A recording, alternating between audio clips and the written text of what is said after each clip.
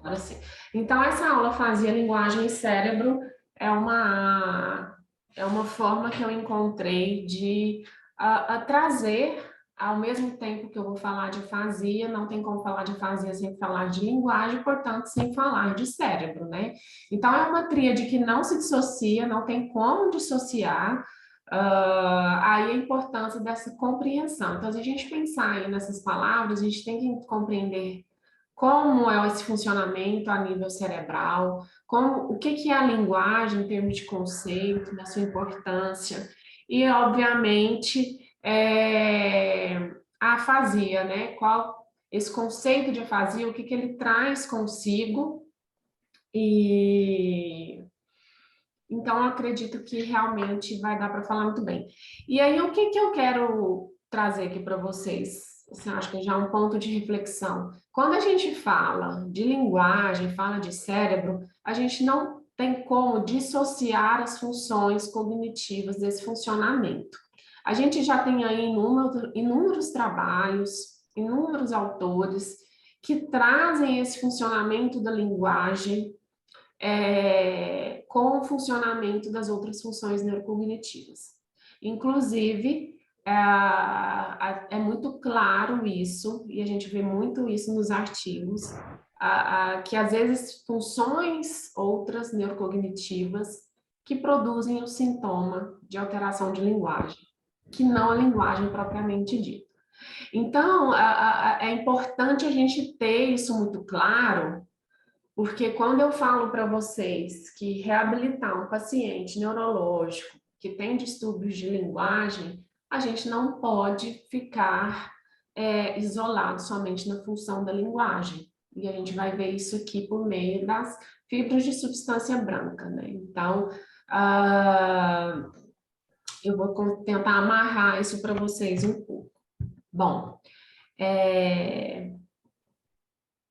então eu já deixo aqui uma pergunta para vocês de norteadora, né, provocativa, como funciona, como o conhecimento do processamento da linguagem no cérebro pode te ajudar a compreender os distúrbios de linguagem adquirido. Eu acho que esse é o pontapé inicial para a gente começar a caminhar nesse conhecimento e realmente ter clareza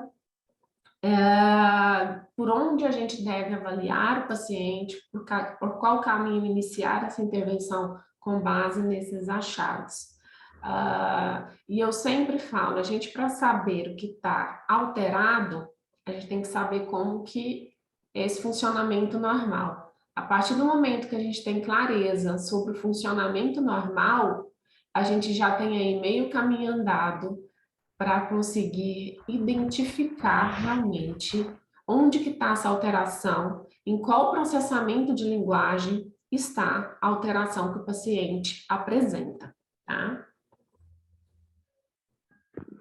Eu fui lá para o final, gente.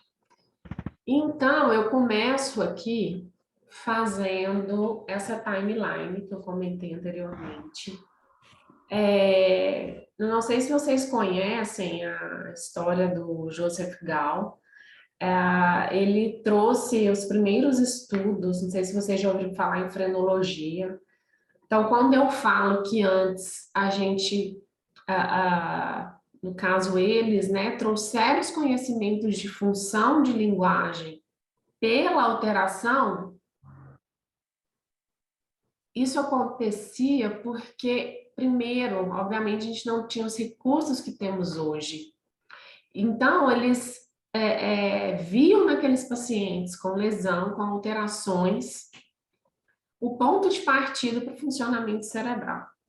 Então, tudo começou lá na frenologia. O que é a frenologia? A frenologia, o que eles faziam? Eles estudavam pela conformação, né, pelo formato do crânio, eles identificavam funções possíveis daquele cérebro que justificassem alterações comportamentais dos pacientes que ali chegavam. Isso aqui nessa época da frenologia. Isso, gente, é século XIX, tá? Tô falando isso, é século XIX. Então, aquela época, eles aguardavam os pacientes com alterações e uma forma que eles tinham de tentar identificar as áreas que estavam com alterações ou compreender minimamente essa função do cérebro era pelo formato do crânio, certo? Então, olha o caminho que a gente andou até aqui. E aí, quando chegou aí na época de Broca, o que que ele percebeu, né? Por que que existe esses centros da linguagem que a gente tanto ouve falar? Naquela época, Broca, ele começou a estudar e, aí, na verdade, identificar feridos de guerra, feridos com lesões no crânio, lesões cerebrais, e ele começou a perceber que, que determinados grupos de indivíduos tinham alterações muito semelhantes. E essas alterações semelhantes eram oriundas de lesões também semelhantes nesses indivíduos. O que ele percebeu naquela época? Que lesões numa determinada região do cérebro produziam alterações de linguagem relacionadas à fala. Ele percebia, portanto, que aqueles indivíduos compreendiam, certo? Mas eles tinham muita dificuldade de produzir a fala. Então, ele já identificou isso e naquele momento ele começou com um divisor de água, foi um marco realmente. Eu tenho uma câmera com áudio Meu ligada. bem, você pode me ajudar? Você pode pegar esse carregador? Porque eu sei que está fechado. E o que que aconteceu? Naquele momento, ele apresentou o estudo dele num congresso em Paris. E isso realmente marcou a época, foi um divisor de águas nos estudos do funcionamento cerebral, porque a ideia de localização começou a ficar muito forte, que é essa teoria localizacionista. E aí, o que que eles perceberam, então? Que o cérebro tinha áreas específicas para funções específicas. E eu vi aqui, acho que a Gisele, que entrou aqui no Instagram, só para trazer também, ela é da linguística, o Chomsky tem muita contribuição, né? A teoria do Chomsky é uma teoria modular, que dividiu o cérebro em módulos, né, realmente para identificar que as regiões cerebrais tinham funções específicas. Então, Broca veio muito forte com isso, trazendo esse marco, né? Posteriormente a isso, Wernicke, aprofundando nos estudos que o Broca já tinha trazido, ele percebeu que, além de ter uma área responsável pela fala, existia uma área mais posterior do nosso cérebro que fazia com que indivíduos com lesões nessa área tinham dificuldades em compreender o que era falado, mas eles tinham uma fala que eles conseguiam fluir, conseguiam conversar, falar, ainda que sem sentido. Então, os dois vieram muito fortes nisso, né? Então, eles identificaram, portanto, esses centros da linguagem, né? Aquela época foi chamada dessa forma, a gente se refere até hoje dessa maneira, né? Com esses centros de linguagem, nos dizendo e nos mostrando que tinham áreas cerebrais muito específicas pela capacidade de compreensão e uma outra pela capacidade de produção, né? De fala mesmo. Bom, passado um século, né, algumas décadas, na verdade, o Luria veio muito forte, um neuropsicólogo, que realmente trouxe o segundo divisor de águas nessa compreensão do funcionamento cerebral, trazendo aí os sistemas funcionais complexos do nosso cérebro. dividindo em três grandes sistemas, né? Um sistema mais primitivo, que está ali no mesencéfalo, que regula o sono, que regula a vigília, que regula os reflexos. Um segundo sistema, e aí é importante a gente ter essa noção, porque faz muito sentido quando a gente começa a interligar essas áreas, né? E esse segundo sistema funcional do Lúria, que é muito da recepção, das vias sensoriais, eu acho que é extremamente importante a gente compreender isso, porque quando a gente fala de percepção, a gente não pode se restringir. Àquela época ele não tinha trazido isso ainda tão de forma aprofundada como a gente vai ver, mas essa percepção sensorial, essa organização sensorial, ela é extremamente importante para a linguagem.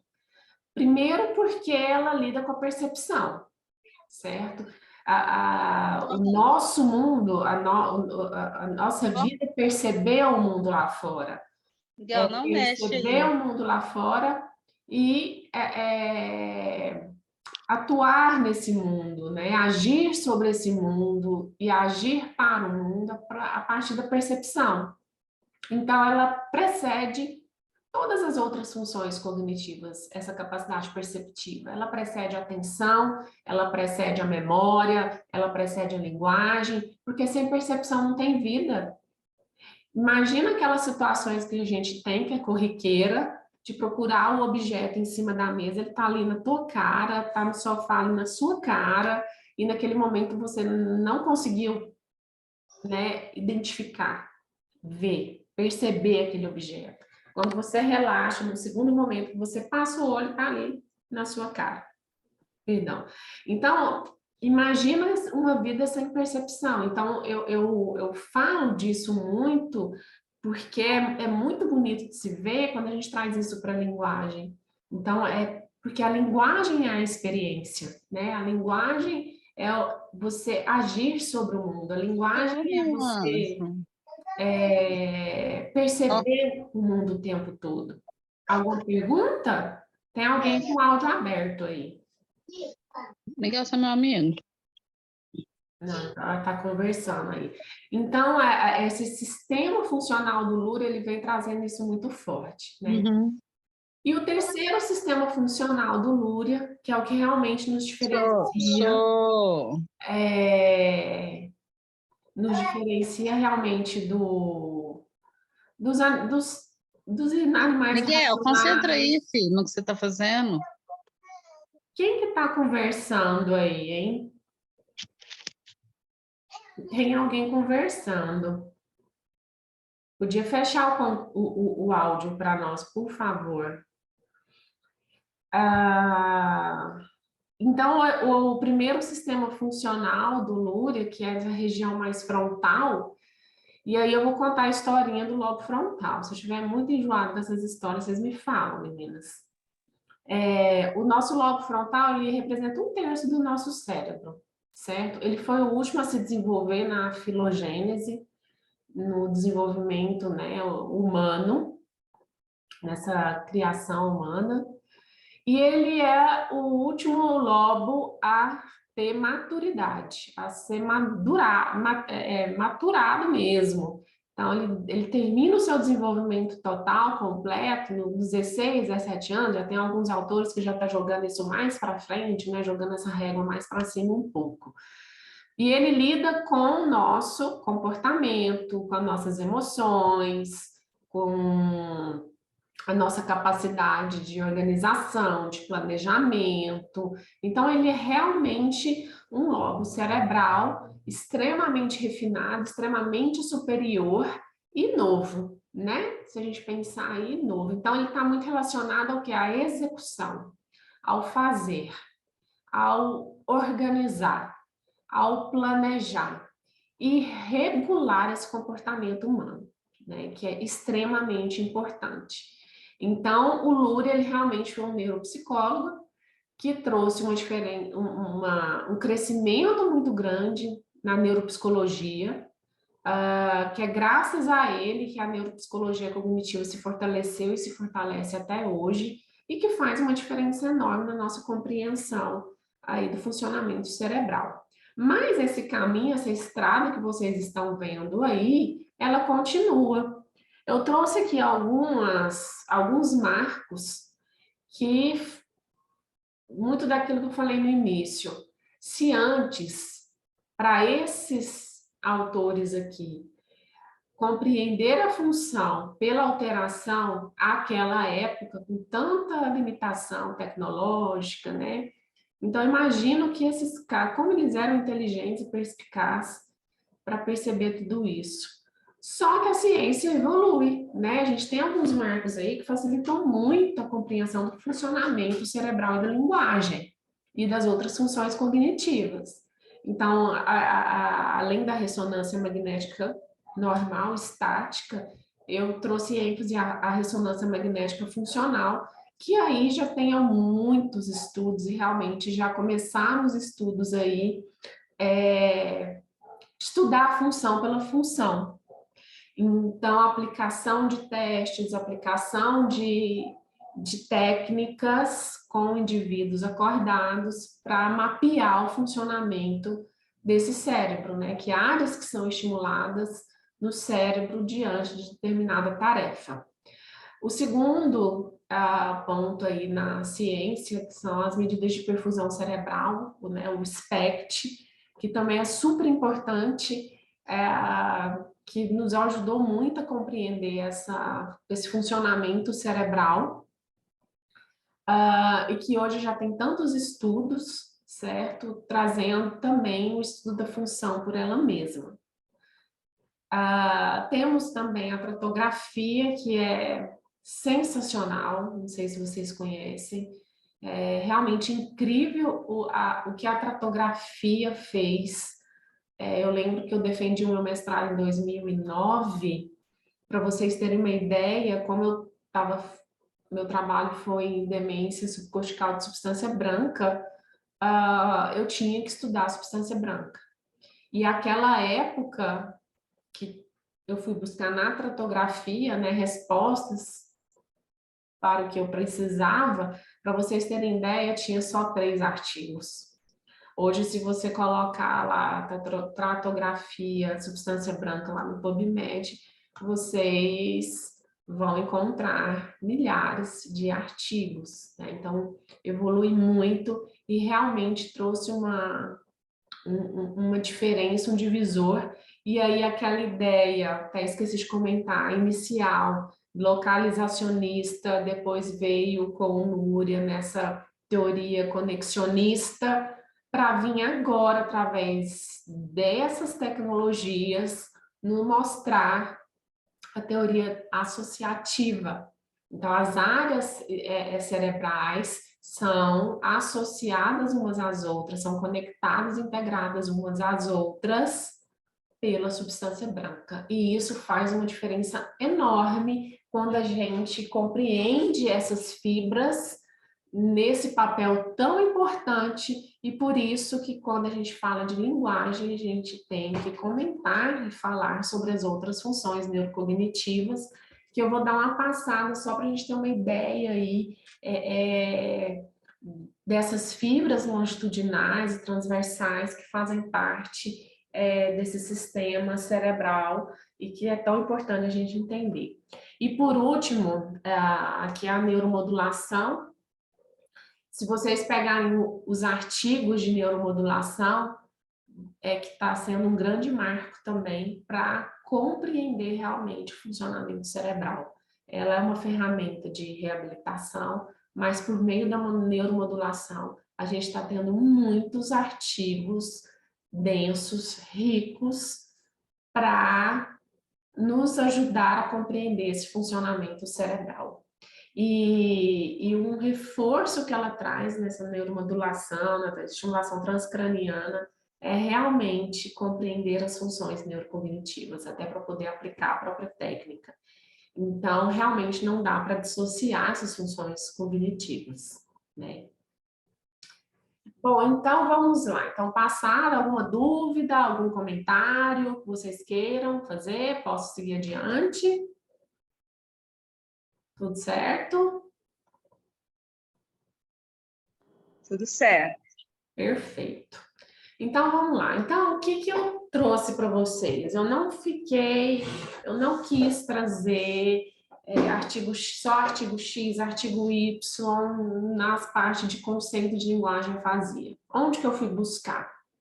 Naquilo que nos norteia, na ASHA, que é a Associação Americana de Fala, de Audição, né, que regulamenta aí a nossa área, e que é uma associação que está ali à disposição com várias informações recentes, novas publicações. Então, ali é um site que realmente é muito importante a gente ter acesso para quem trabalha com linguagem. E como que a ASHA define linguagem? Ela define linguagem dessa seguinte forma: linguagem é um complexo e dinâmico sistema de símbolos convencionais que é utilizado de vários modos para o pensamento e a comunicação. Então, é um sistema, então veja bem, é um sistema de símbolos convencionais, gráficos, visuais, né? Aquela velha frase, uma imagem vale mais que 1000 palavras, porque realmente a linguagem, ela, além de dinâmica e complexa, ela é um leque de possibilidade para se fazer entender e se fazer comunicar. E aí, portanto, é utilizado de vários modos para o pensamento e para a comunicação. E a linguagem e pensamento não se dissociam, tá? A gente só pensa aquilo que a gente conhece, aquilo que a gente vivenciou, aquilo que a gente experienciou. E isso é realmente magnífico, porque essa capacidade de abstração, essa capacidade de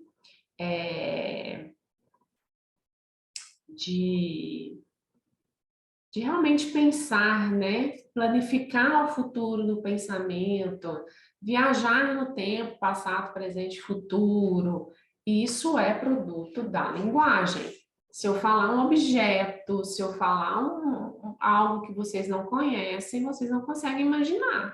É só a gente pensar nas crianças com a traje de linguagem. Quando a dificuldade que elas têm de interagir com um objeto, de fazer uso da função, porque realmente essa capacidade funcional, ela está muito atrelada à linguagem, né? O faz de conta da criança está muito atrelada à linguagem. Então, esse é o exemplo mais puro, realmente, que a gente tem desse funcionamento e dessa relação da linguagem do pensamento, certo? Então, e sem ela também, a gente não consegue se fazer entender, né?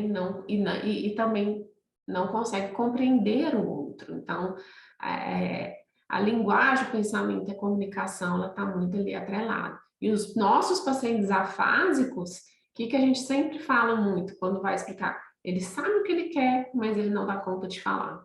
Porque, às vezes, o pensamento dele, certo? Tem um nível de, como é que eu falo, de preservação, vamos dizer assim, para além da fala, né? Então, essa organização de fala que está comprometida. Então, o pensar está muito relacionado a essa linguagem, tá? Bom, vamos lá. Deixa eu passar aqui, como é que eu... Tô tentando passar aqui, gente, peraí. Bom, e aí, essa imagem, eu acho que ela é muito conhecida. Acho que muitos já viram essa imagem. Se não viu, eu apresento agora. Que esse autor aqui trouxe, e ele trouxe muito para falar realmente da capacidade que a gente tem de aprender. Percebe que está aqui, ó, ouvindo palavras, vendo palavras, falando palavras, pensando sobre palavras, muito relacionado à leitura, né? Que é um outro assunto realmente muito, muito bacana para entender o funcionamento do cérebro. Mas vejam bem, o quanto de áreas a gente estimula de acordo com a função, né, com a necessidade que a gente está ali no momento. E eu chamo a atenção para vocês aqui do Pensando sobre Palavras. Olha a quantidade de áreas que a gente estimula, aciona para poder pensar sobre palavras, né? A gente já sabe que a gente tem uma caixa de palavras, que é essa região temporal posterior, meio temporal, occipital, que é comum para todo mundo, de todas as línguas, onde como é que eu falo, esse estoque de palavras está armazenado, né? Então, quando a gente pensa em palavras, a gente tem aí uma variedade de áreas cerebrais sendo estimuladas, porque ela realmente, gente, quando você pensa em palavras sobre palavras, para poder falar qualquer palavra, a gente vai ver, eu vou passar muito rapidamente sobre o processamento fonológico, a quantidade de áreas que a gente aciona para poder executar. Então, quando a gente pensa no afasia de expressão e lesões mais anteriores, a gente tem que, não é só simplesmente, se eu quero falar copo e emitir a palavra copo. Isso pressupõe-se que várias outras etapas aconteceram antes dessa palavra copo ser evocada, ser produzida. Tá? Então, a gente tem aí exemplos aqui por meio dessas imagens funcionais do nosso cérebro para fortalecer esse conhecimento nosso de que realmente existe associações muito importantes acontecendo aqui na dinâmica cerebral que fazem muita diferença quando a gente tem um paciente com lesão neurológica adquirida, tá?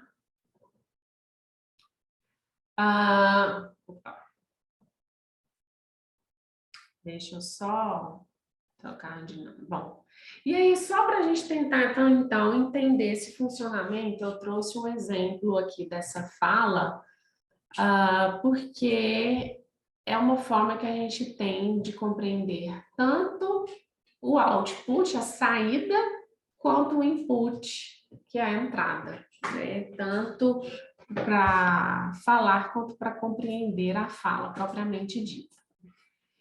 E aí eu vou fazer lá na frente tem um esquema que fica muito mais fácil de entender isso, tá? Então vamos pensar aqui, Então a gente tem a fala, enquanto vocês estão me ouvindo, né? Vocês estão passando por vários processos.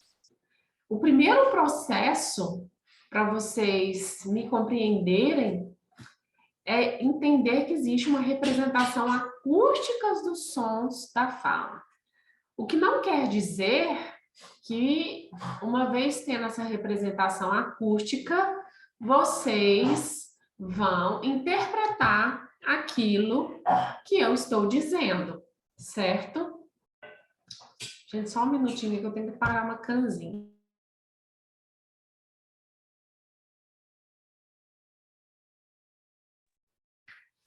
Então, a gente tem a representação acústica dos sons dessa fala. Então, você sabe que está ouvindo um som, você não sabe que som é esse, certo? Para você saber que som é esse, veja bem, gente, para ficar fácil de entender. Eu tô aqui, ó, esse lápis na minha mão, certo? Lápis. Vocês têm uma representação acústica, estou ouvindo alguma coisa. Mas para vocês identificarem o que é isso que vocês estão ouvindo, o que pressupõe? Aí vem a linguagem, que vocês já ouviram, viram esse objeto, já aprenderam que esse objeto se chama lápis, vocês sabem escrever, vocês sabem ler, então vocês já têm uma representação de todos os sons que essa palavra representa, e vocês têm toda uma representação ortográfica. É lápis. É o L, é o A, é o P, o I e o S, em sequência, de forma organizada, certo? Porque a partir do momento que existe uma falha neste caminho, quer ver? Vou voltar aqui para a gente poder. A partir do momento que existe uma falha nesse caminho, eu vou separar aqui para vocês para poder ficar fácil, certo? Então, veja bem, aqui vocês estão compreendendo os sons da fala, certo? Vocês têm essa representação fonológica dos sons do lápis, certo? Não é PAPS, não é látis, é lápis. Além de ter a representação fonológica, que a gente ainda nem chegou totalmente no léxico, você tem que saber e reconhecer cada um desses sons. Um exemplo, se eu mostro para vocês aqui, o que é isso aqui? Não é um livro? Vocês sabem que objeto é esse, para que ele serve. Da mesma forma que a gente tem uma representação semântica disso aqui, ao mesmo tempo que a gente tem um estoque semântico, para a gente olhar para isso aqui, saber que é um livro, e para que ele serve, o mesmo acontece com os sons da fala. E isso é extremamente importante vocês entenderem, porque vai fazer toda a diferença. Imagina uma lesão neurológica, e a gente vai ver essa área agorinha, uma lesão neurológica que vai causar uma alteração, por exemplo, nessa representação fonológica. O paciente escuta algo, ele sabe que ele está ouvindo algo, mas ele não consegue relacionar, representar aquele som que ele está ouvindo com algo que ele conhece. Porque a gente também tem um estoque fonológico. Percebe? Por que a gente tem um estoque fonológico? Para justamente reconhecer a palavra lápis. Em 3 milissegundos, o que meu cérebro faz? Lápis. Você não imagina caneta, você não imagina uma palavra escrita papis, você não imagina uma palavra escrita caneta, você imagina a palavra lápis. Porque você já experienciou, você conheceu e tem uma representação fonológica disso, certo? Quando você consegue fazer a representação acústica, fazer a representação fonológica, você vai lá no sistema de armazenamento fonológico. Isso é tudo muito rápido, certo? Isso é tudo muito rápido. É como se você fosse acessar a gaveta dos sons. Você abre a gaveta dos sons para saber que isso aqui realmente é um lápis. E que cada som está no seu devido lugar de maneira organizada. Porque se por alguma coisa acontecer desses sons para o paciente, para o indivíduo, ser representado de forma desorganizada, ele deixar de reconhecer algum som, ele já não consegue identificar a palavra. Percebe? Então, quando você pergunta para ele o que é isso, e ele fala qualquer outra coisa que não um lápis, você tem que saber se ele não está sabendo a função ou se ele realmente tem uma dificuldade para organizar esses sons da fala, certo? E lá no estoque fonológico, puxar as palavras, os sons da fala, que são representativas dessa palavra, tá? Aí você imagina isso em frases, porque você tem que organizar a palavra, depois você tem que organizar uma palavra com outra para ter uma organização sintática, tanto para compreender quanto para emitir, certo? Para evocar. Então, representação acústica do som, você ouve o som, você faz uma representação desse som que você está ouvindo, desse ruído, para o seu sistema de representação fonológica. Você acessa o armazenamento fonológico de entrada, a gente tem uma área específica lá no cérebro para isso, certo? E aí você faz, portanto, a representação fonológica lexical. certo? Essa representação fonológica lexical, ela é que nos vai permitir fazer a representação ortográfica lexical. Então, eu mostro a palavra escrita, é tudo muito rápido. Ele vai associar aquela representação visual, passar principalmente por isso daqui, certo? Representação fonológica e representação ortográfica. E aí é tudo aquilo mais complexo, porque passa por toda a parte de consciência fonológica. Então, cada som tem uma representação ortográfica, certo? Que também tem que estar organizado, ok? E aí, portanto, vamos naquele exemplo. Eu mostrei o lápis e quero que ele fale. O que acontece nisso? Eu vou apagar aqui para não confundir vocês. Vou colocar aqui de outra cor.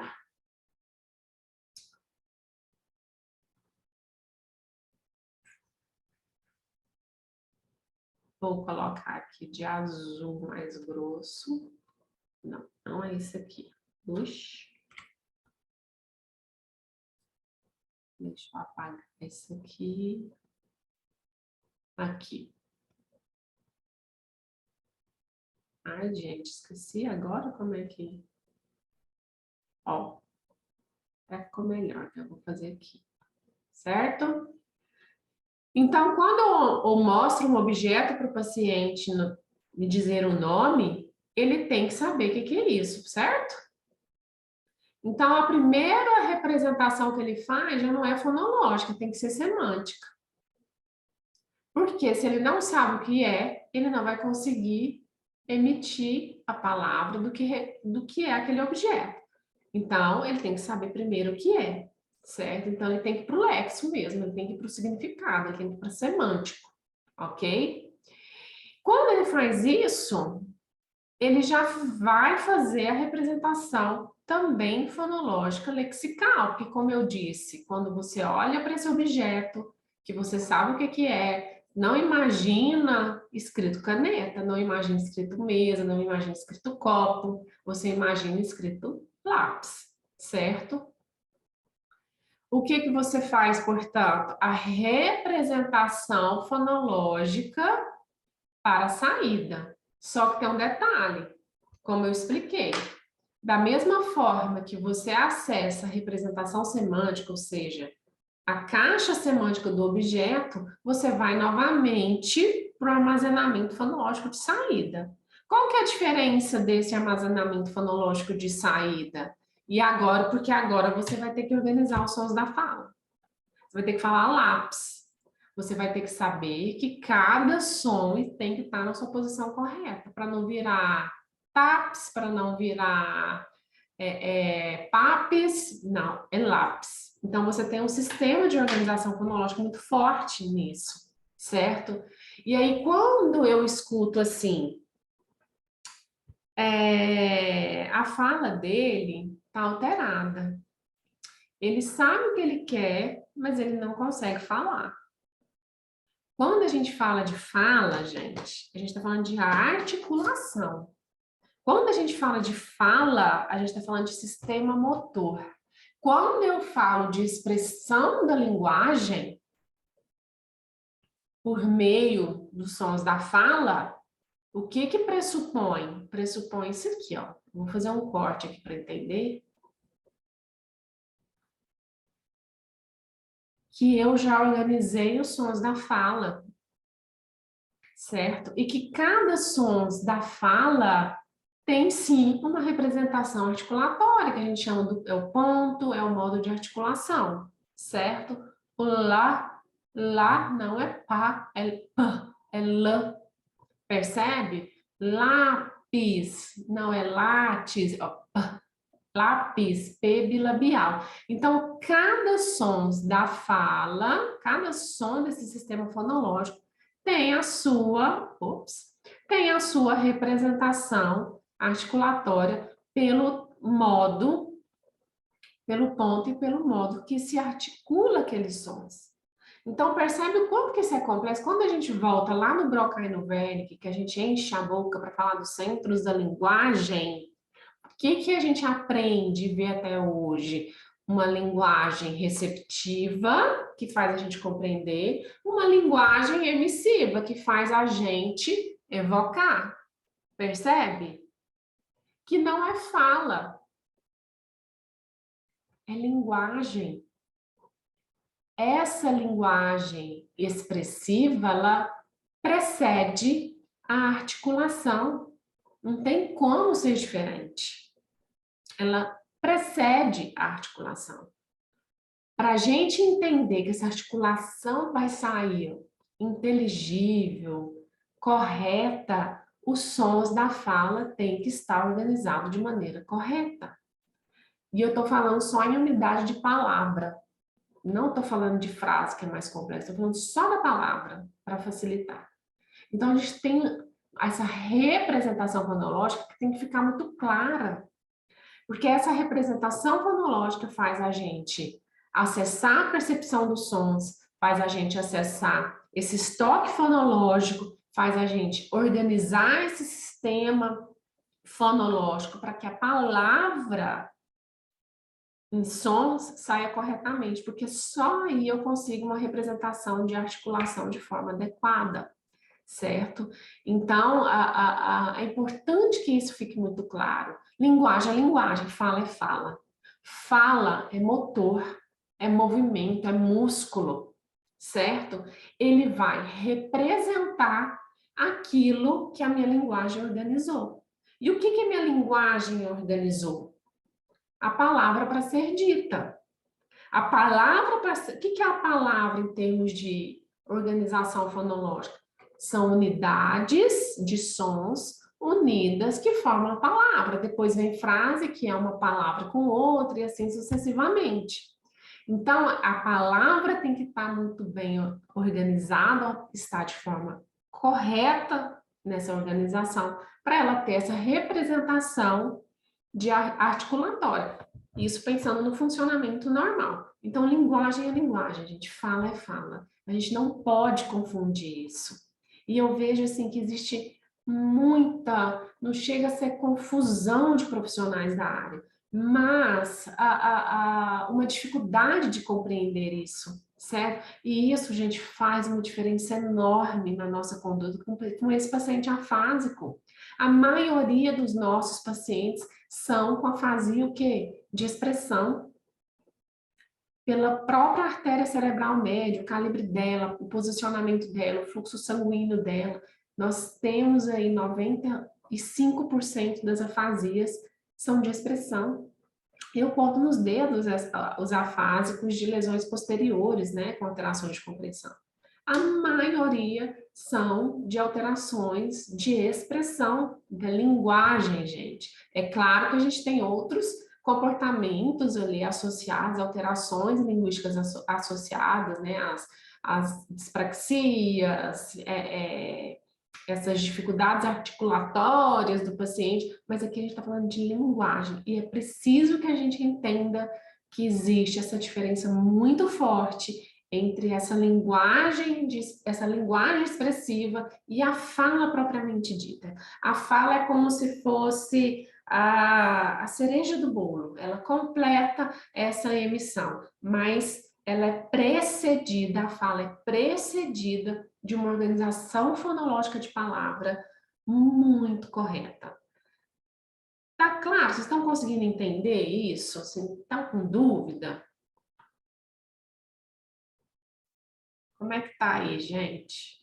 Ou eu estou confundindo muito vocês? Eu, às vezes, tenho uma certa dificuldade, assim, de determinar quando, né, e como identificar uma apraxia de uma afasia. Porque é isso aí. A apraxia, ela é uma... Eu não vou aprofundar muito nessa questão da apraxia, senão a gente vai enrolar muito, mas a apraxia, ela tá, pensa assim, ó, ela tá com alteração lá no córtex motor, certo? Córtex motor tá aqui, ó. bem nessa região. Vocês já ouviram falar do homem deformado?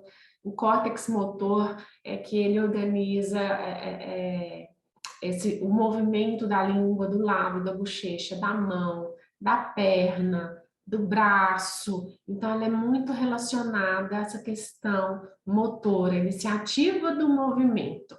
Você tem um comportamento diferente. Essa semana eu até atendi. Ontem eu estava com o paciente, já está iniciando, é um quadro degenerativo, ela já está iniciando um quadro de apraxia. Então, ela não consegue organizar esse movimento, certo?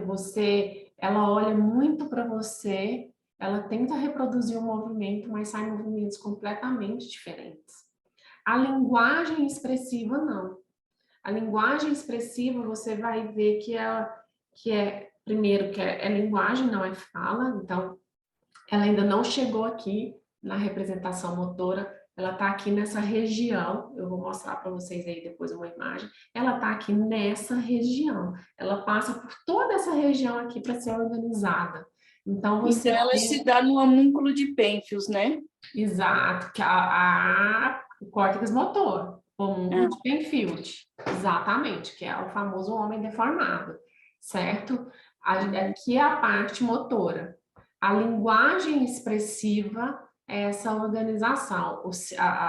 As alterações, os sintomas são diferentes, né? Você vai ver aí as parafasias fonêmicas, que eu vou falar lá na frente, que é uma das alterações neurolinguísticas que esses pacientes com lesões anteriores costumam ter, certo? É muito comum essas parafasias fonêmicas, certo? Justamente por quê? Por que ele tem essa parafasia fonêmica? Quando ele vai fazer esse acesso a essa representação fonológica, ele vai acessar ali o estoque fonológico, e isso está desorganizado. Ele não consegue buscar corretamente os sons daquela palavra, embora ele saiba que palavra seja essa.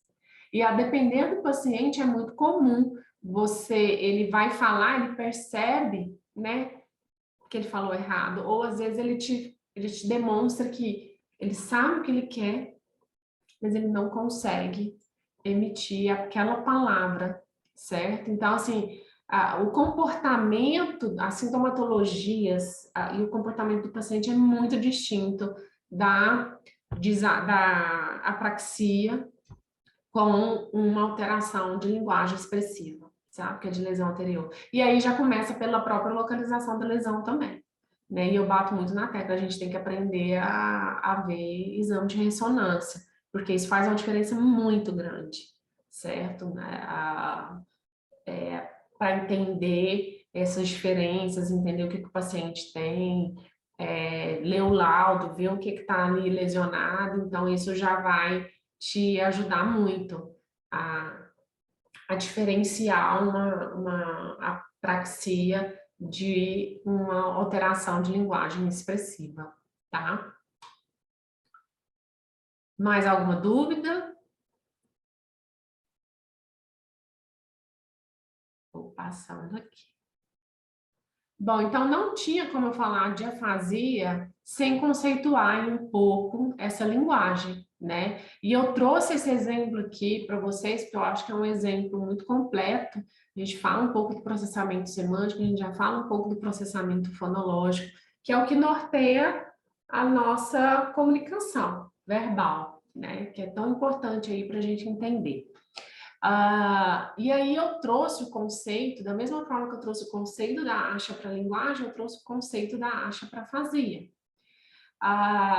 E o que a acha, como que a acha conceitua a afasia? É um distúrbio de linguagem adquirido, proveniente de uma lesão cerebral, tipicamente do hemisfério esquerdo, que é dominante para a maioria das pessoas, e que afeta esses elementos da rede da linguagem, essas funções da rede da linguagem.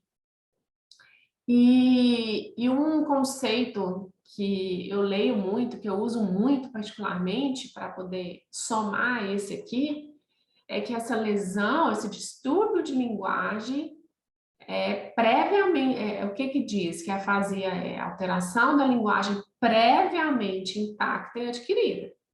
Então, pressupõe-se que a gente só perde aquilo que a gente tem, certo? Então, o indivíduo, até o momento dele ter a lesão neurológica, ele tinha uma linguagem intacta, adquirida, sem alterações, e que da noite para o dia, de fato, principalmente no caso dos AVCs, que é a maioria dos casos de afasia,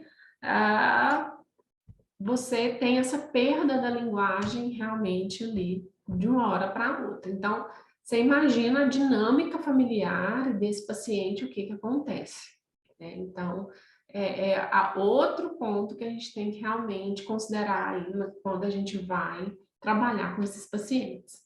Então, aqui eu trouxe até um modelo muito famoso do Wernicke, do Litchin e do John Wish. Eu nunca sei falar esse nome direito. E aqui e esses dois aqui, principalmente esse, ele vem com a teoria conexionista, tá? Porque eles entenderam que as áreas são conectadas naquela época, certo? Então, as áreas são totalmente conectadas. Então, quando eu dei o exemplo do lápis lá para vocês, tanto para a gente entender um pouco da parte semântica quanto fonológica, primeiro a gente enxerga um objeto, certo? E eu quero dizer que o córtex visual primário, essa região occipital, ela é responsável somente por identificar um objeto, certo? Você vê algo, você sabe que está vendo algo, mas você ainda não sabe que algo é esse. Por isso a importância da linguagem. Porque se eu mostro para vocês um objeto que vocês nunca viram, não conhecem, vocês vão enxergar o objeto. Você vai pensar, nossa, eu tô vendo alguma coisa, eu tô vendo o que ela está me mostrando, mas realmente eu não sei o que é isso. Por que você não sabe o que é isso? Porque você não conhece, você não experienciou, você não viveu aquilo, né? Mas a partir do momento que você sabe o que é, para você saber realmente interpretar aquilo que você está vendo, você vai lá no estoque semântico. Você vai lá na sua caixa semântica para poder buscar que aquilo que você está vendo é um objeto que você conhece, porque você já experienciou. Então, você vai olhar e saber que é um lápis e não é uma caneta, certo? Tem eu esqueci o nome dela, mas ela estuda muito Vygotsky, ela fala muito isso, do desenvolvimento da linguagem na criança, na medida que ela vai desenvolvendo. Então, se ela sabe o que é copo, ela pode até não saber o que é o resto, outras coisas, mas ela já sabe o que é não copo. Essa é a grande questão da linguagem. A partir do momento que vocês sabem que isso é lápis, vocês já sabem que isso não é caneta, não é mesa, não é livro, não é copo, não é caderno, não é carro, isso é um lápis, certo? E isso é muito rico, isso é muito da linguagem. E isso é muito poderoso, gente. Você saber o que é, você saber a função. Então, aqui você enxerga, aqui você interpreta, e se você for falar o nome em voz alta, você vai ter que buscar a representação fonológica nesse giro supramarginal, nessa região do cérebro.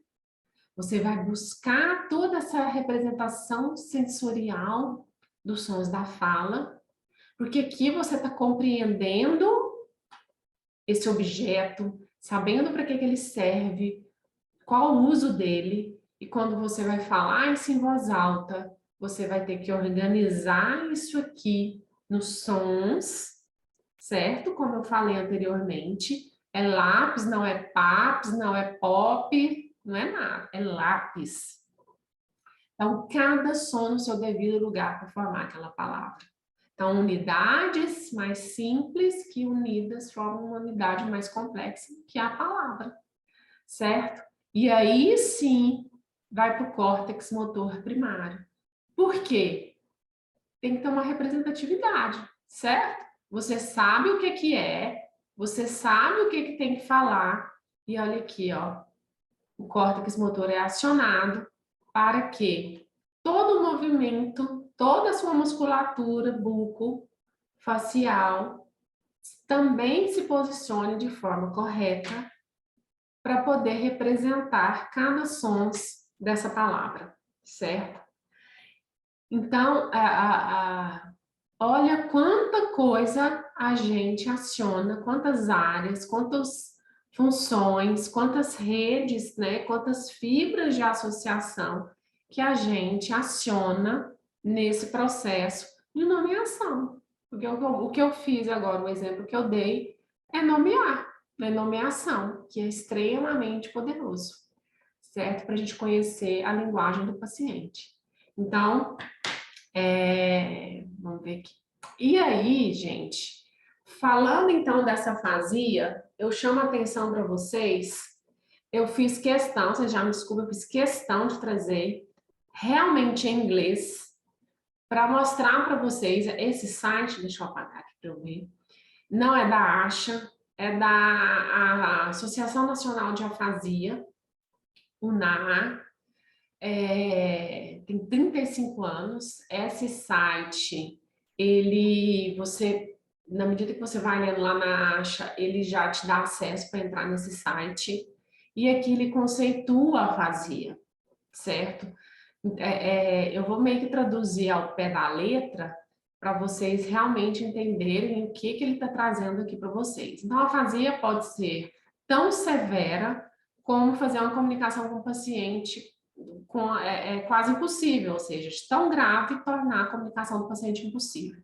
Ou pode ser muito leve, que a gente realmente vê, principalmente nos quadros de AVC isquêmico, que realmente traz sintomatologias mais leves, certo? Principalmente de acordo com a extensão da lesão. E aí você tem até uma recuperação espontânea e você não vê tantos sintomas neurolinguísticos alterados nesse perfil de paciente. Pode afetar aspectos singulares, únicos da linguagem, tais como a habilidade de recuperar nome de objetos, ou habilidades para colocar palavras umas com as outras para formar sentença, certo? Então, unidades menores que formam palavras e palavras unidas que outras que formam sentenças, ou alterar a habilidade de leitura. Aí eu chamo atenção para isso aqui, que realmente eu gostei muito disso aqui. Então, mais comumente, entretanto, múltiplos aspectos da comunicação estão comprometidos, certo? Enquanto alguns sistemas permanecem acessíveis com relação à informação. Então, o que ele está dizendo aqui? Ele está dizendo que vários aspectos da comunicação podem estar alterados e muitas vezes, gente, a gente não consegue se falar que tipo de afasia ele tem. A gente vai saber que ele tem uma alteração mais de expressão, até por lesões, a lesão ser mais anterior, ou uma alteração mais receptiva por conta das lesões posteriores, né? Isso fica muito claro. Mas o que tem que ficar mais claro ainda? Que existem alterações neurolinguísticas, certo? No paciente neurológico, e que é o caminho para a gente reabilitar esse indivíduo. Por que eu estou dizendo isso? A gente entender que ele tem uma alteração de linguagem nos permite ir mais além. E não só entender que ele tem uma alteração de linguagem, mas qual é o perfil dessa alteração de linguagem. Eu faço essa seguinte pergunta quando eu faço supervisão. A maioria dos profissionais que me procuram é porque atendem pacientes neurológicos. E o que eu pergunto para eles? Eles falam, olha, ele tem alteração. Ele tem afasia tal. Eu falei, é mesmo? Então tá, então eu quero saber, assim, qual que é o perfil de alteração de neurolinguística desse paciente. E é isso que tem que estar na ponta da língua, entende? É isso que a gente tem que saber identificar. É isso que a gente tem que saber, porque é com isso que a gente vai trabalhar. Que o paciente está afásico, a gente já sabe. Que o paciente tem uma alteração de linguagem, a gente já sabe. Que ele tem uma alteração de comunicação, a gente, a família, já sabe. A gente não tem que falar o óbvio para a família. A família, quando procura a gente, ou o paciente, vem com o paciente, elas já sabem que ele tem uma alteração de comunicação. Mas a gente tem que saber qual é o perfil dessa alteração. E a gente só vai saber qual perfil de alteração identificando essas alterações neurolinguísticas que o paciente apresenta, que é tão comum em indivíduos com lesões neurológicas, certo? Agora, o que vai determinar a gravidade dessas alterações, quais são os aspectos dessa comunicação que está alterada, se é só no aspecto único da linguagem, se é só para recuperar, evocar nome de objetos, ou é só nessa habilidade, né, de conectar uma palavra com outra para formar sentença, ou é só leitura, ou é só expressão, ou é tudo junto, é a gente. A gente tem que saber identificar isso. Esse é o ponto, porque é com isso que a gente vai trabalhar. Você percebe? Então, eu quis trazer isso aqui para ficar muito claro para vocês que a afasia é um distúrbio de linguagem, que, portanto, é de linguagem que a gente tem que entender. É de linguagem que a gente tem que dominar. Quando a gente entende esse funcionamento de linguagem, a gente consegue identificar corretamente esse perfil de alteração neurolinguística que o paciente tem, certo? E aí, esse quadro afásico que a gente tanto ouve e gosta de falar, deixa eu até tomar cuidado aqui para não ficar muito polêmico, não é que ele vai se tornar secundário, mas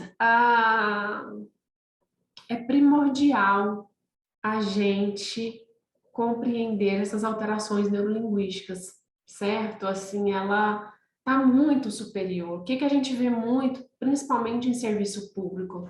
A família chega com o paciente com pouca informação, não tem os exames, só chega com encaminhamento, a gente tem ali o paciente nu e cru na nossa frente, com várias alterações neurolinguísticas, certo? E é com elas que a gente vai atuar. É nelas que a gente vai trabalhar para minimizar esses efeitos dos distúrbios de comunicação dele. Então, a afasia é um distúrbio de linguagem principal que a gente tem aí, certo? Para compreender a linguagem propriamente dita. Então, é nessa tecla que eu bato muito com vocês, tá? Alguma pergunta? Algum comentário? Então, vou passando aqui. E aí, o que tem também nesse site, que eu achei super bacana de entender. Então, vou mostrar aqui para vocês. Tipos de afasia. Tá vendo? Então, o que está em cinza, não tem. O que está em vermelho, tem. Não e sim, certo? E aí a gente tem todos os tipos, assim, as classificações que tá aqui, ó, afasia global, a transcortical mista, Broca, transcortical motora, Wernicke, transcortical sensorial, condução e anômica. E aí a gente tem um esquema aqui, ó. É fluente? Não. Qual que não é fluente? Global, Broca, certo? Aqui eles classificam, olha aqui, ó. Afasia de Wernicke como não, de condução como não. Compreende? Aqui na global, não. Ele compreende, perdão. Ele compreende, sim, no vermelho. A mista, transcortical motora, transcortical sensorial. Aqui ele ramifica, tá vendo? Oh, vixe, nossa, peraí. Aqui no cinza não compreende, no vermelho, na transcortical ele compreende. Compreende, transcortical motora compreende. Aqui na Broca, por incrível que pareça, eles colocaram não. Repete. Aqui na global ele não repete. Na Broca ele não repete. E aí é o que difere a Broca da transcortical. Na transcortical motora ele repete. No Wernicke, ele não consegue repetir, mas na transcortical sensorial ele consegue repetir. Na condução, ele não compreende, ele não consegue repetir, e ele não consegue compreender, certo? E na anômica, você tem aqui todo sim. Ela é fluente, ela compreende, ela repete, mas ela não nomeia. Então, por que eu trouxe esse esquema? Para ficar mais fácil de entender. Por conta disso aqui. Quando você pega, eu dividi, aqui tem uma linha dividindo o cérebro, áreas posteriores, áreas anteriores, certo? Na área posterior, o que a gente tem aqui? Wernicke, transcortical sensorial, condução e anômica. Por que eu divido aqui? Porque na anterior eu já tenho eles colocaram a global, né? Eu tenho a transcortical mista, eu tenho a Broca e eu tenho a transcortical motora. Para a gente entender uma coisa, dessa linha para trás, lembra daquele sistema funcional complexo do Luria, o segundo sistema? Recepção. Você recebe as informações nessa região posterior, certo? Dessa linha para frente, você tem as áreas cerebrais que são responsáveis, lembra lá do Luria, pela execução, pela produção, certo? Então, quando você tem lesões mais posteriores, o que você compromete, portanto? Vias de recepção, certo? Vias de compreensão. Quando você tem lesões mais anteriores, você tem, portanto, alterações mais de produção, de execução, certo? Agora, aí eu vou fazer outra provocação. Quando você tem um paciente com sequela de AVC, eles têm realmente uma lesão só aqui, gente? Ou eles têm uma lesão só aqui? Como que é o perfil dessa lesão? Geralmente, quando você pega um exame de imagem, você vê um nível de comprometimento muito grande do hemisfério esquerdo, que realmente perpassa a famosa área de Broca, nessa região posterior frontal, que seria Broca. Você tem uma extensão de lesão que compromete muito essa região, principalmente se for muito extensa, você compromete o lobo frontal de forma muito extensa.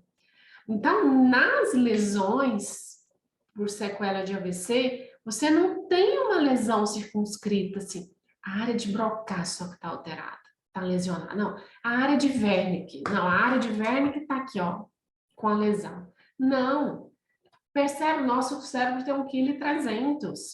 Ele é muito pequeno, embora seja poderoso, para gerar uma lesão dessa forma. Então, você tem um padrão de lesão mais extenso, maior, e que, portanto, vai comprometer outras funções. Outras funções, por quê? Por conta disso aqui. Aqui não é, aqui você não tem uma lesão só aqui na área de Broca, aqui você não tem uma lesão só na área de Wernicke. Olha aqui, você não tem uma lesão só aqui ou só aqui. Essas fibras de substância branca, a substância branca a gente tem 2 tipos de fibras. As fibras longitudinais e as fibras transversais. Então, essas fibras aqui, esses fascículos, né? A gente tem vários fascículos. Olha a extensão de associação que essas fibras, que esses fascículos têm capacidade de trazer. E só lembrando, os fascículos são feixes de fibras de substância branca, certo? É o axônio do neurônio. Ele é branco por conta da bainha de mielina, que é gordura, por isso que é branco, certo? Então, aqui nessa imagem de tratografia, é justamente para mostrar para vocês a grandiosidade dessas fibras de substância branca, certo? Que são responsáveis por associar uma área cerebral da outra para formar uma rede de processamento de informação. Então, a linguagem, gente, não dá mais para falar que ela é circunscrita e só faz parte da linguagem os centros da linguagem. A área de Broca, a área de Wernicke. Está muito claro hoje, pela tratografia, que existe uma rede de processamento de linguagem. Isso eu estou falando só de linguagem. Porque, por exemplo, quando você fala de linguagem a nível de sentença, fala a nível de sentença, você já está fazendo uso da atenção, da memória operacional, da função executiva, interpretação de texto a mesma coisa, memória operacional, função executiva. Então, você não consegue mais dissociar essa linguagem das outras funções neurocognitivas. Principalmente se a gente pensar no nosso real, né? No nosso 100%. Eu costumo falar, o que é o nosso 100%? São esses pacientes com distúrbios de linguagem por lesão adquirida. São os pacientes que a gente atende com sequela de AVC. Por quê? Porque ele tem uma extensão, às vezes, é grande essa lesão, tem uma extensão razoável, que vai pegar essas fibras aqui, e a gente tem que lembrar que são fibras de associação, certo? E que elas justificam porque que às vezes o paciente tem uma lesão em uma área e produz sintomas relacionados a outra área, justamente por conta das fibras, desses fascículos, dessas fibras de associação, certo? Porque elas se comunicam, então elas trabalham de forma integradas. E aí a tratografia produz essas imagens maravilhosas, que é a nível de substância branca. Então, percebe que quando a gente fala de afasia, a gente tem que transpor um pouco isso. A gente tem que pensar um pouco fora disso, a gente tem que expandir um pouco mais os nossos horizontes, porque a gente está falando de um indivíduo com extensão de lesão que está produzindo muitas alterações de linguagem e que também vai ter alterações em outras funções neurocognitivas que vai influenciar na função de linguagem, tá? E aí eles vêm com várias alterações neurolinguísticas, né? De acordo com a lesão, de acordo com a localização dessa lesão, de acordo com a extensão dessa lesão e de acordo com o tempo dessa lesão. Tem um artigo da Brain do ano passado e não só esse artigo, vários outros, só fazendo um adendo aqui com relação ao tempo de lesão. Eles colocam a fase AVC crônico entre 6 meses a 1 ano após o evento, ou seja, esse paciente que tem 1 ano de AVC, eles estão já incluindo como um paciente mais crônico. Por quê? Porque a gente tem um platô, essa janela terapêutica de reabilitação nos primeiros 6 meses, né, que a gente alcança um platô de melhora muito grande nesses primeiros 6 meses, e que realmente tem uma queda. Isso já era sabido, né, que existe essa curva decrescente depois, aí, principalmente dos 6 meses. Não impede a reabilitação, existem várias formas de reabilitar esse perfil de paciente. Mas, para vocês terem uma ideia do quanto isso vai influenciando essas alterações neurolinguísticas, né? Eu vou comentar rapidinho e vocês vão perceber que fica mais fácil de compreender essas alterações neurolinguísticas quando a gente entende a função propriamente dita. Então, quando a gente fala aqui, por exemplo, de agramatismo, muito comum em lesões anteriores, certo? Que você tem uma dificuldade de organizar a nível de sentença, de compreender a nível de sentença, de organizar uma sentença, a gente está falando muito desse agramatismo, né? Se a gente pegar aqui ao pé da letra, a ausência da gramática, né? A famosa fala telegráfica, que você tem uma dificuldade de organização sintática, de fazer uso desse conhecimento sintático da língua para organizar a nível de sentença. E lembrando assim, gente, para você organizar uma sentença, uma frase, pensando no paciente com lesão, isso se torna muito mais complexo, porque se ele tem que organizar os sons a nível de palavra, ele tem que organizar várias palavras a nível de sentença, certo?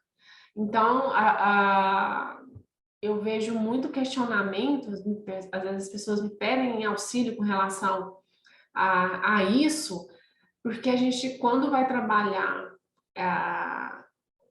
paciente dentro do sistema de processamento sintático, a gente tem que ir do mais simples para o mais complexo.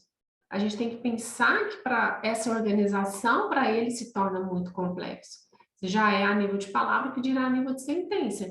Então, você tem que começar com palavras simples, certo? Eu geralmente começo com palavras simples, monossílabas, bilabiais, e aí depois eu vou associando com os artigos, vou ampliando para palavras de sílabas da mesma forma, mais bilabiais, mais simples, incluindo artigo, e aí você vai trabalhando esse processo a nível de sentença, tá? Então, o agramatismo é muito comum nas lesões mais anteriores. A parafasia fonêmica é muito comum nas alterações anteriores.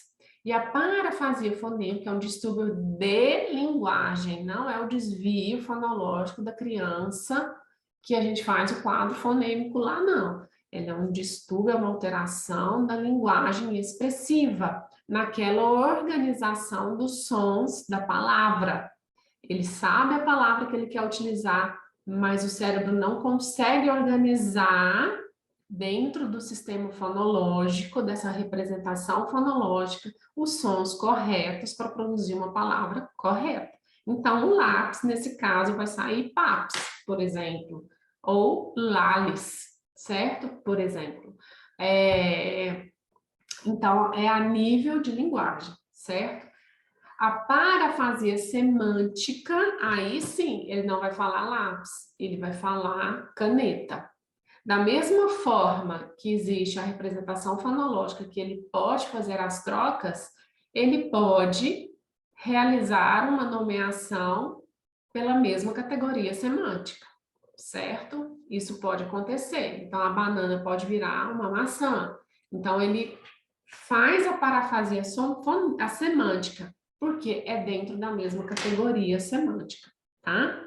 A anomia, que é a alteração da nomeação, que a gente vê tanto em lesões posteriores quanto em lesões anteriores. Só que nas lesões posteriores, ele não nomeia pela dificuldade de fazer o acesso ao léxico, tá? Ao significado. Nas lesões mais anteriores, ele é até capaz de fazer a função para você, mas ele não consegue nomear pela dificuldade dessa organização dos sons da fala, tá? A alexia e agrafia, lesões posteriores, tá? Você pode tanto ter alexia pura, com agrafia ou sem agrafia. E a alexia é aquela dificuldade na leitura, certo? Leitura de palavra, gente, tá? Leitura de palavra. Se você pôr número, ele vai saber identificar. Cor, ele vai saber. Ele não consegue ler palavras, tá? E existe uma alteração lá na caixa de palavras que eu falei anteriormente com vocês, tá? E a agrafia para palavras, tá? E aí, se você pôr, por exemplo, para nomear uma cor, ele vai ter dificuldade de escrever. Nomear objeto pela escrita, ele vai ter a dificuldade de escrever, tá? A alexia, ela pode ou não vir acompanhada da grafia, certo?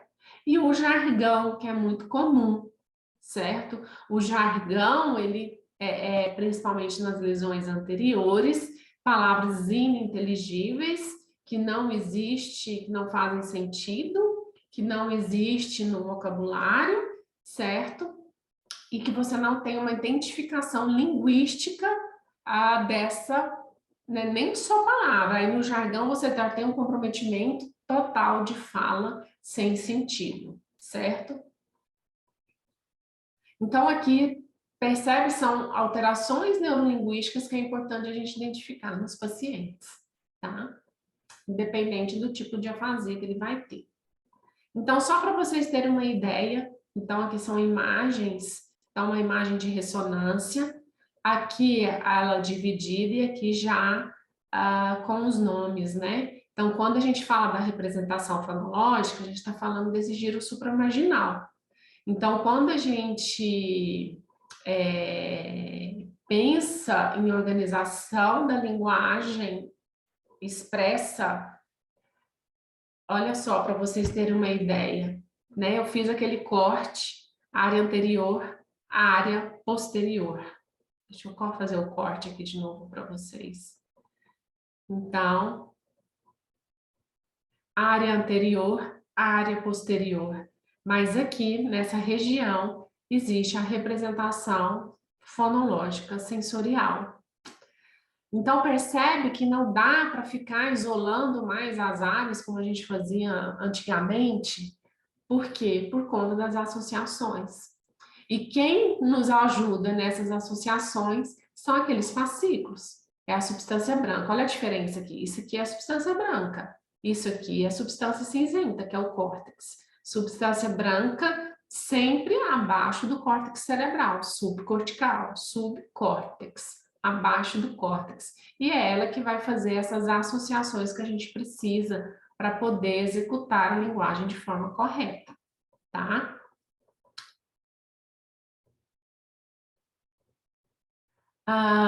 Quando a gente fala aqui, ó, do giro, de novo, da parte fonológica, da expressão da linguagem, a gente faz muito uso aqui, ó, do giro frontal inferior, que é a área de Broca, quando a gente pega pela área de Broca, é nessa região, por isso que a área de Broca sempre foi relacionada com a expressão da linguagem.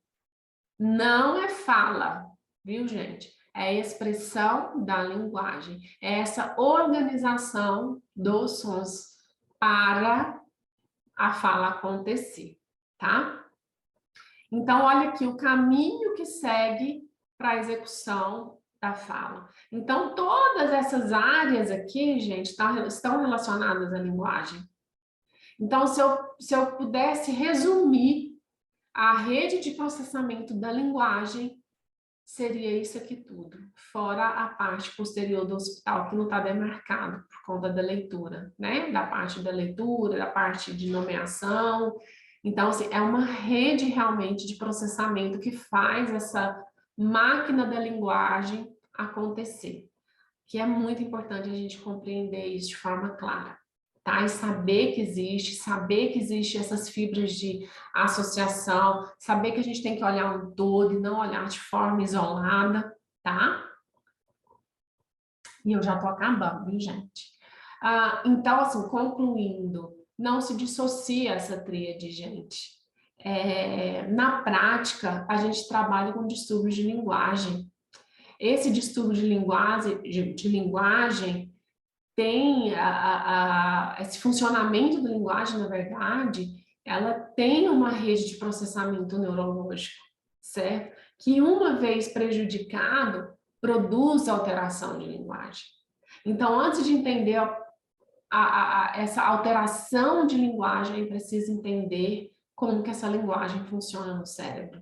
Isso tem que ficar muito claro para vocês. Vocês vão perceber que vocês vão tirar um peso das costas quando compreender que isso aqui é um distúrbio neurolinguístico importante, sim, que a gente tem aí, hoje a gente tem o que mais produz sintomas de alteração de linguagem são as lesões neurológicas, é o AVC. A gente tem aí milhões de indivíduos tendo AVC a cada ano e que gera alteração de linguagem. Mas é preciso entender essa linguagem propriamente dita no funcionamento cerebral, porque isso aqui vai ficar muito mais fácil de trabalhar. E entender que, não sei se tem outros profissionais, que não fonoaudiólogos aqui, mas quem trabalha com linguagem é profissional da linguagem. A gente tem que entender de linguagem para trabalhar com ela. seja a criança com atraso de linguagem, seja o adulto com distúrbio de linguagem adquirido, né? E aí eu deixo essa frase para vocês aqui, porque não é fácil o caminho, muitas vezes, que a gente percorre. Então, quem busca e vence obstáculos, no mínimo fará coisas admiráveis. Então, apaixone-se pelo processo, valorize o processo. Todo mundo está começando, todo mundo já começou, todo mundo está em algum momento, que muitas vezes não é o topo, e às vezes não é o topo que importa, ele é consequência disso daqui, ó, desse caminhar, desse andar, dessa subida de degrau em degrau, devagar, mas com muita força de vontade para fazer a diferença aí na nossa prática, tá? Então, eu agradeço muito. Agora eu quero ouvir vocês. O que vocês têm aí para me falar? Deixa eu ver quem está aqui. Jusce. Clara, Cíntia. Deixa eu ver como é que está o chat aqui. Obrigada, meninas. Espero que vocês tenham saído aqui melhor do que começou. A Michelle está perguntando se eu uso algum protocolo de avaliação de linguagem, qual que eu indico. Michelle, eu trabalho da seguinte forma. Como que eu avalio? A minha avaliação é avaliação linguística cognitiva, tá? O que que isso quer dizer?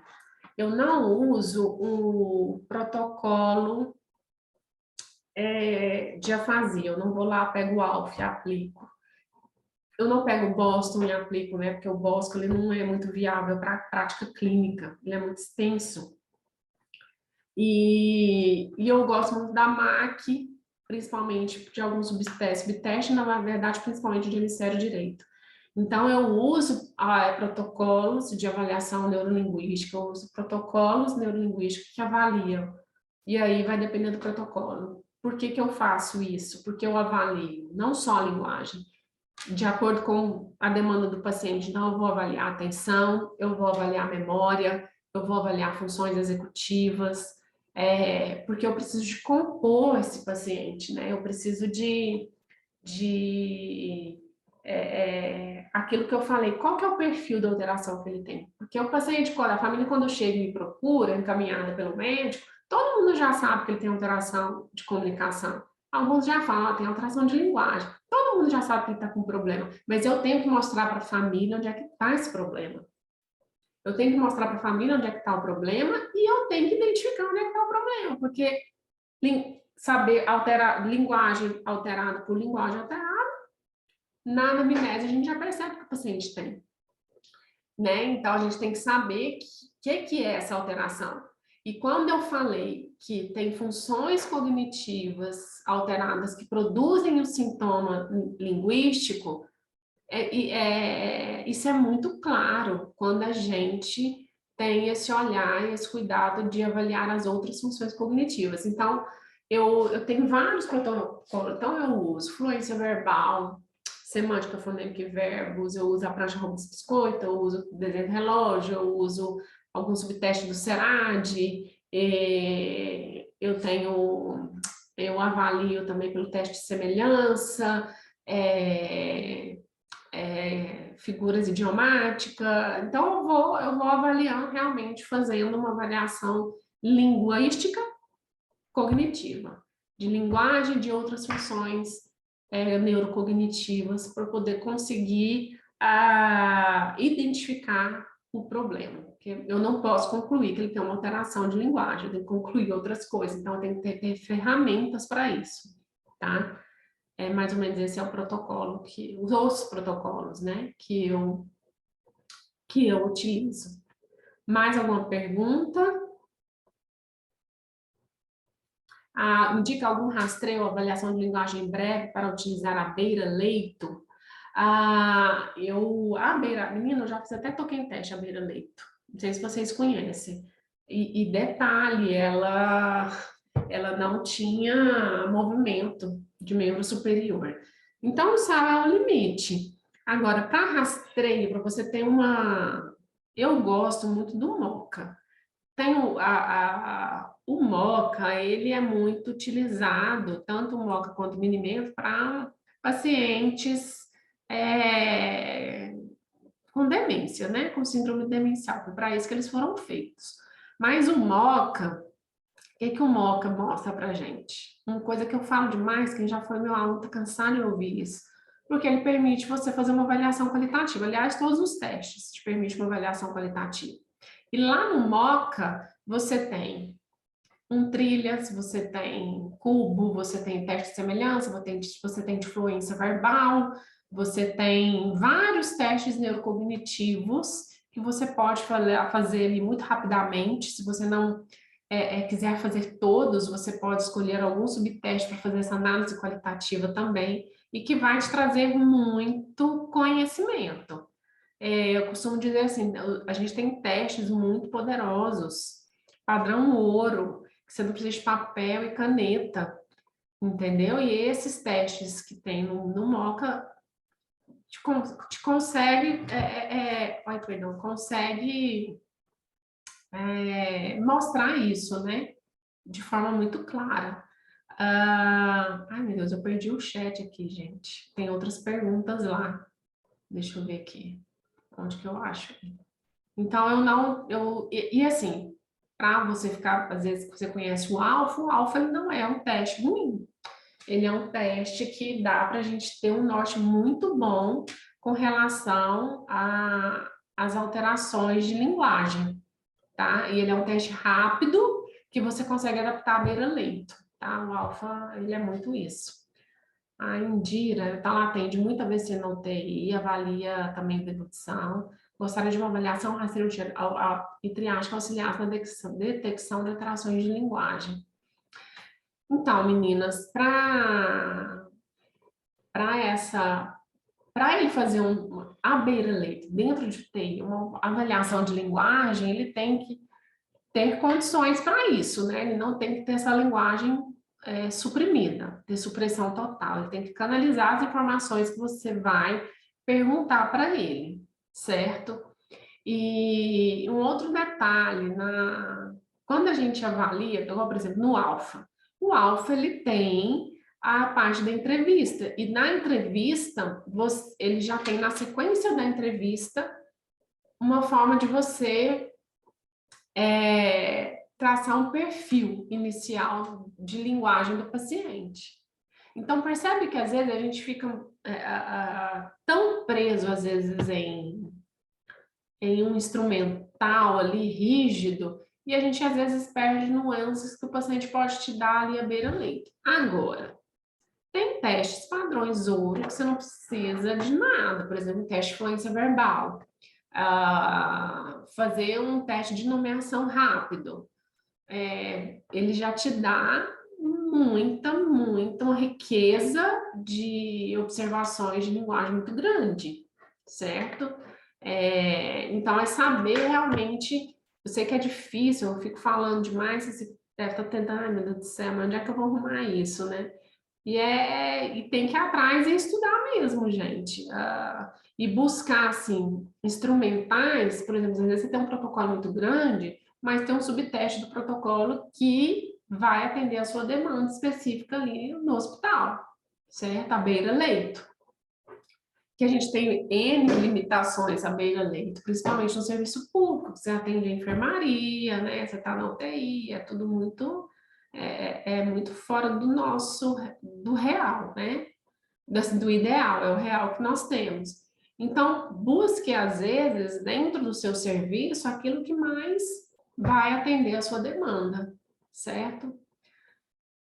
A estimulação craniana, neuro faz, fono faz, precisa ser usada junto à fonoterapia, ou a fonoterapia ainda é a melhor opção? Eu costumo dizer assim, desde que o mundo é mundo, a gente sempre reabilitou, né? Sem recurso tecnológico. Então, o recurso tecnológico não vai te substituir. Isso é muito importante. E eu te falo mais, né? A estimulação transcraniana, né? A neuromodulação, Aí que você precisa ser fonoterapeuta. Aí que você precisa ter conhecimento. Porque sem ele você não consegue. Tem um exemplo aqui, teve uma aluna, ela fez o curso de neuromodulação, depois ela foi fazer o meu curso de neuropsicologia. Eu achei muito interessante, que eu pedi o depoimento dela, e eu achei interessante que ela falou assim, tudo que é falado no curso é o que a gente utiliza na neuromodulação. Então, o tanto que é importante ter essa associação do conhecimento cognitivo, das funções cognitivas para fazer, para realizar, para aplicar a neuromodulação. Então, gente, nada substitui o nosso conhecimento. Inclusive, na neuromodulação, não é só colocar lá os eletrodos no paciente e jogar o estímulo, não. Você tem que estar fazendo a terapia com a atividade proposta, com o objetivo que você precisa no momento. Então, isso faz uma diferença muito grande, certo? Esse conhecimento. Mas não te substitui e não vai te substituir. Mesma coisa para quem trabalha com deglutição, aí, eletroestimulação, a fotobio, eles são coadjuvantes, certo? Eles vão vir para potencializar, para melhorar, mas não vai te substituir. Em caso de recém-formado que queira trabalhar com paciente com alteração neurológica, você indica primeiro, antes de sair atendendo esse tipo de paciente. Juscelia, faz meus cursos. O curso de neuropsicologia, eu estava até passando o olho nele hoje. O curso meu de neuropsicologia, gente, olha, até eu fiquei olhando assim, tem um ano que eu fiz ele. Eu falei, nossa, eu coloquei isso, o tanto que ele está completo. Lá eu falo da linguagem, lá eu falo da atenção, da memória, da função executiva, tudo relacionado à linguagem, tem aula bônus de funções executivas. E é assim, gente, é aplicar, porque se a gente não aplica o que a gente estuda, o curso que a gente faz, a gente esquece, entendeu? Se a gente ver, é rever, é pegar o material, é ler, é estudar, certo? Porque senão é conhecimento que se perde, tá? E eu tenho o curso de reabilitação também. O Moca é aquela figura que tem os animais, né? É o leão? Não, é o rinoceronte, o camelo. Tem umas vertentes aí de pesquisadores que às vezes criticam muito, porque o que acontece? Ele foi feito para a população em São Paulo, que é diferente de todo o resto do país, né? Então, o nível sociocultural é mais elevado ali nessa população, entendeu? Então, assim, e o MOCA, Adriana, para demência é ótimo, né? Então, para você ver ali, declínio cognitivo leve, padrão de normalidade, ou já uma síndrome demencial acontecendo, você já consegue ver. E lembrando, gente, fazer avaliação qualitativa desses testes que a gente aplica. Eu acho que esse é o grande diferencial, tá? Porque no final eles vão se tornar números e o paciente não é número. O paciente, ele é um sujeito único, então você tem que considerar a história de vida dele, você tem que considerar os hábitos de vida dele, para poder realmente fazer a diferença. Porque no final, o protocolo, se você for só pelo protocolo, no final vai te dar um número. E gente não é número, gente é gente, né? Então tem que ser olhada como tal. Então é nesse sentido, tá? Mais alguma questão, meninas? Estou aqui à disposição. Se não, é no mais realmente agradecer, viu? Agradecer aí o pessoal do Instagram que está aí, agradecer pelas palavras de vocês aqui no chat. Muito obrigada, fico feliz que vocês tenham gostado, que vocês tenham absorvido, aprendido alguma coisa. Deixa eu só parar aqui a gravação.